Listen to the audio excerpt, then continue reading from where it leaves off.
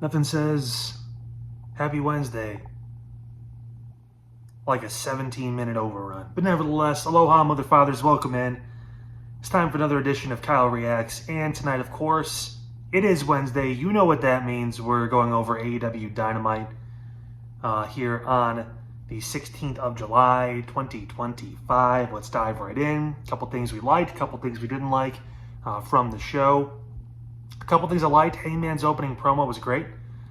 He is the babyface champion that I believe we all expect him to be, and he is one of the originals, one of the flag bearers for this company, so it makes a lot of sense for him to carry it right now in an era where they're kind of teetering on, are they going to get more people, or are they going to stay the same, are they going to lose more people?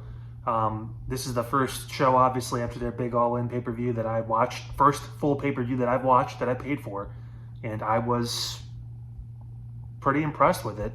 The show had ups and downs. He was one of the ups. Another one was MJF. He was only on the screen for about a minute, but a solid promo on Hangman Page. You can tell that's going to be a rivalry going forward, and I look forward to that. Anything MJF does, usually, I'm all for. So that was good from him. And also Swerve. Swerve came out. He has the arduous task of making Kazuchika Okada interesting. He actually had a little bit of breaking in his voice when he was calling him a bitch, because that's all Okada can do now is call people bitches. Swerve can obviously do a lot more, so I'm excited, hopefully, for Swerve to end that title reign pretty quickly, that Unified Championship. If it really is going to be two main titles, kind of like, you know, how WWE has the WWE Championship, the World Heavyweight Championship. If this is their World Heavyweight title, I hope that Swerve can find a way to get it, because him and Hangman at the top would be interesting. As a little later, that story. That was the three things I liked from the show. A couple things I didn't like. The Young Bucks, man. It's interesting because this is a new avenue. They've been EVPs the entire time, so I give them credit for the attempt, but I don't find them interesting.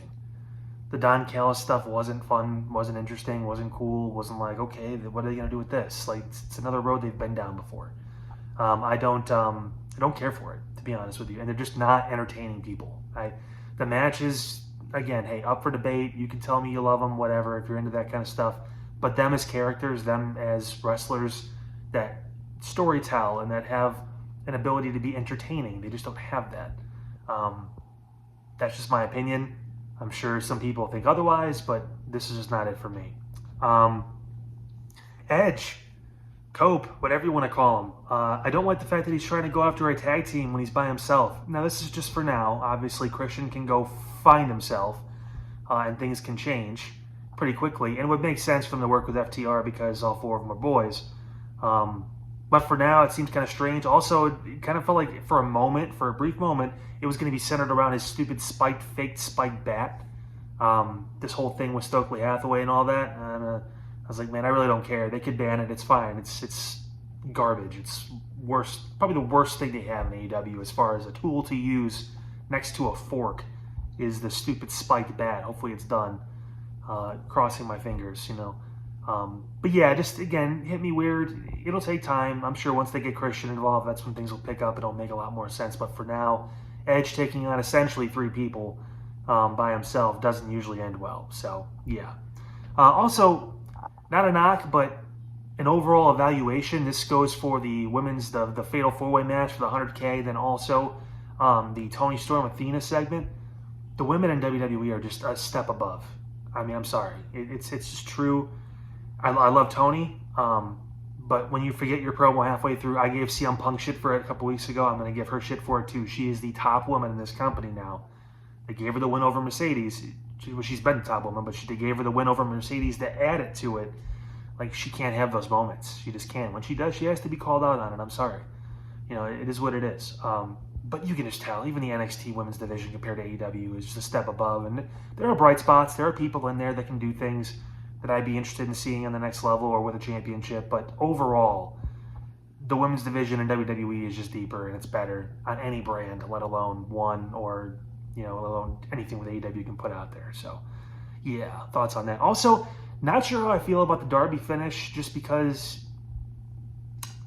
in the moment, I know what it means. It means obviously Darby and Moxley are going to have a thing.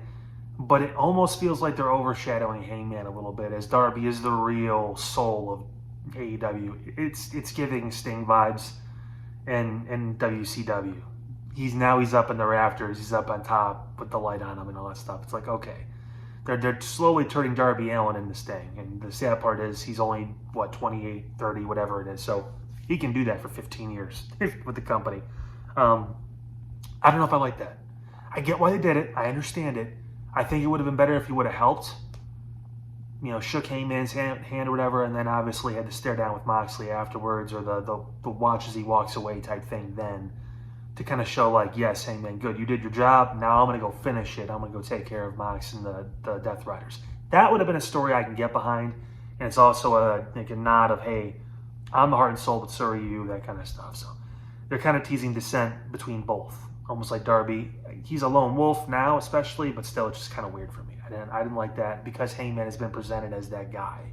So maybe some people think this is nitpicking, but again, it's my whole point to react to all these. So that's going to do it for our reacts here on this Wednesday. Don't forget, of course, like, subscribe to the YouTube. Head over to the TikTok, Side Hustle Pod 216. We have all of our lists up. That's top 10 wrestling themes, female superstars, and male pro wrestlers of all time. The top 10s, myself and Double A. Go check those lists out. Comment who you think should be in, who should be out, all that good stuff. And we will catch you on Friday for the next full episode of the Side Hustle Wrestling Podcast. Until then, have a great night, and I will see you guys with Double A on Friday.